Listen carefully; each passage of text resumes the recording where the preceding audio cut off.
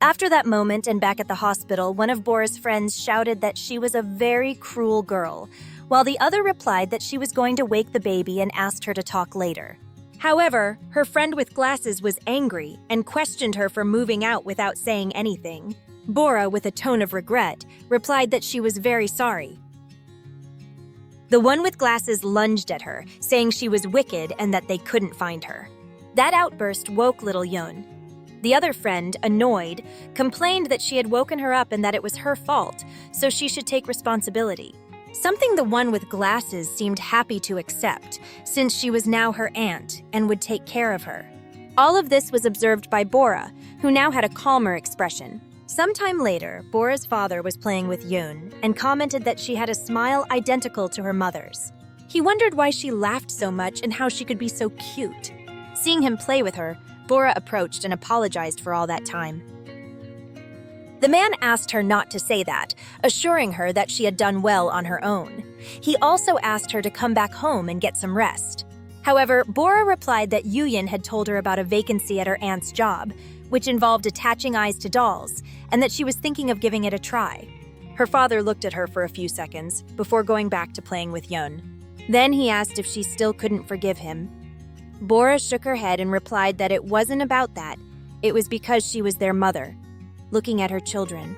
In the bathroom, Bora speaks to herself. She says she's a woman who broke into an empty house to steal and still tried to lecture her father. She thinks it's definitely good to have him there. She admits she doesn't remember the last time she could go to the bathroom alone and in peace. Suddenly, something catches her attention. It's a little girl who excitedly exclaims that she finally found her. Bora approaches the girl and asks what she's doing. The girl replies she was looking for a 4-leaf clover and that it was really hard to find. Immediately, Bora asks where her parents are. Just then, the hospital speakers announce that they're looking for an 8-year-old girl named Oh Ye-young, wearing a yellow shirt and a blue skirt. If anyone finds her, they should take her to the administration office on the first floor. Bora looks at her and asks if she is Oh Ye-young. The girl stares silently, so the woman suggests they go together, assuring her she'll take her to her mom. The little one takes her hand and walks by her side. Bora, curious, asks why she's at the hospital, but the girl doesn't answer. That makes her think maybe she shouldn't have asked. However, moments later, the girl says she came to visit, which eases Bora's concern about who brought her. Suddenly, the little girl runs off.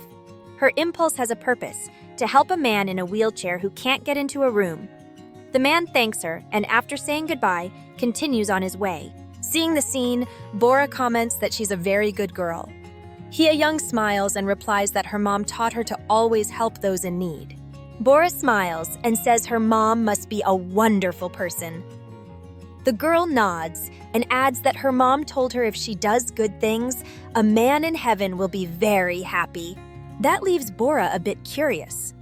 At that moment, the girl's mother appears, making the child run to her while her mom asks where she went without telling her and expresses her worry.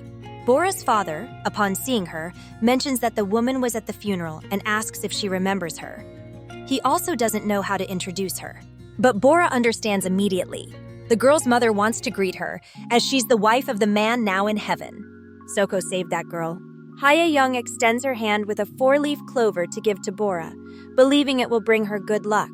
The little girl's mother apologizes and says that even though nothing can replace her husband, in the future they will do whatever it takes. However, Bora, without saying a word, takes the gift. With a smile, she thanks Hye-young, assuring her that she'll keep it safe. Then she hugs her and firmly tells her there's no doubt she'll grow up to be a great person. Back home at night, Bora feeds her babies while singing a lullaby. She gets them to fall asleep peacefully and then begins her work sewing eyes onto stuffed bears. The next day, Bora's father drives her and her children. They arrive at the place where Kim Seoko is buried, but unlike before, this time she's not alone. Her children are with her. Her father fills a cup with a drink and pours it onto the grave before tidying it a little. With the sun beginning to set, Bora's father gives her space so she can speak to Seoko. She expresses her regret for not being able to visit more often. She sits beside him and says the babies are adorable. She admits that until recently, they hardly slept and only cried, which was a big challenge. Even so, she admits that she's gotten used to raising them and that work keeps coming, so she no longer has to worry about going hungry. She adds that he was lucky to find such a capable wife. She stays silent for a few seconds before confessing that since he left, everything has been really hard, and she's afraid she won't be able to raise their children well, even more so without him. Still, she's realized that she's not alone, and that she's actually very fortunate.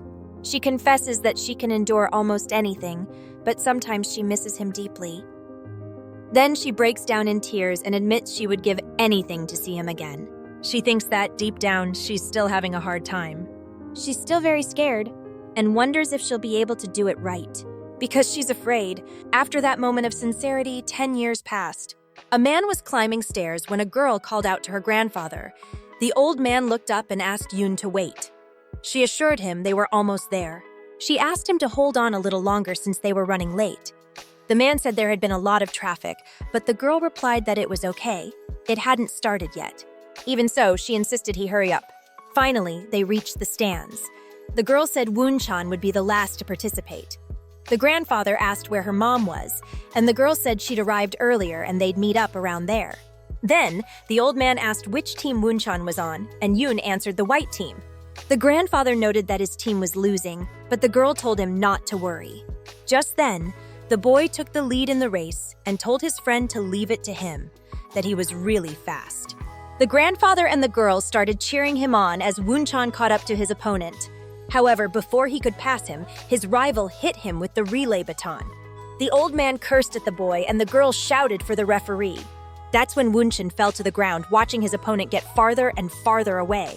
But suddenly, someone shouted his name and told him not to give up, to go all the way and fight until the last second. Hearing those words, the boy got up and put all his energy into the race. The grandfather, meanwhile, looked at the person who had shouted and smiled as he recognized her. The runner in front looked back to see where his rival was, only to realize Woon-chan was already very close. He pushed even harder and crossed the finish line, winning the race. Then, everyone started celebrating the victory.